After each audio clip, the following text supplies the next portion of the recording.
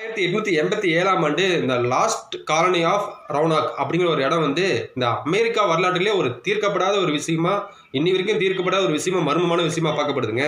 அது ஏன் அப்படின்னா வந்து இந்த அமெரிக்காவில் இந்த கரோலினா இந்த இடத்து பக்கத்தில் இந்த தீவில் வந்து இந்த ஐரோப்பாவிலிருந்து வந்த சில இங்கிலாந்து மக்கள்லாம் வந்து இங்கே வந்து குடியேறி ஒரு காலனி மாதிரி கட்டி குடியேற்றி இங்கே இருந்திருக்கிறாங்க, வாழ்ந்து வந்திருக்கிறாங்க.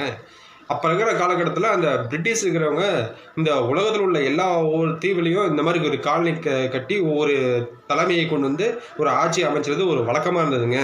அப்போ இருந்த காலகட்டத்தில் அந்த இடத்துக்கு வந்து ஜான் ஒயிட்னு சொல்லிட்டு அந்த இடத்துக்கு தலைமை பொறுப்பாக பதவி ஏற்கிறாரு. இவர் என்ன பண்ணிக்கிறாரு, இந்த மக்களுக்கு தேவையான பொருட்கள் வேணுங்கிறதுக்காக திடீர்னு ஒரு நாள் இங்கிலாந்து சென்று போகிறாருங்க.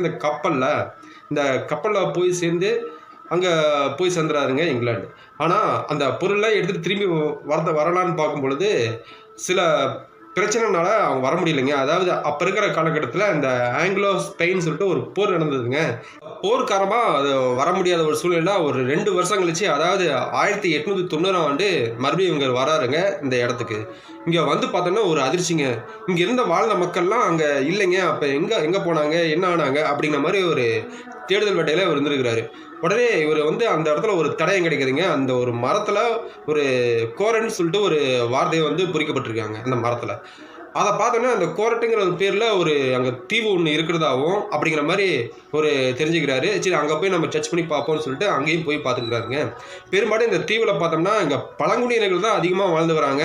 சரி, அங்கே போய் நம்ம சர்ச் பண்ணி பார்க்கும் பொழுது அங்கே இருக்கிற ஒரு மக்களில் எந்த ஒரு தடையுமே இல்லைங்க. இங்கே இருந்த வாழ்ந்த மக்களுக்கு உண்டான தடையும் ஒன்று கூட இங்கே இல்லாதனால பெரிய ஏமாற்றத்தோடு அங்கே திரும்பி வராருங்க.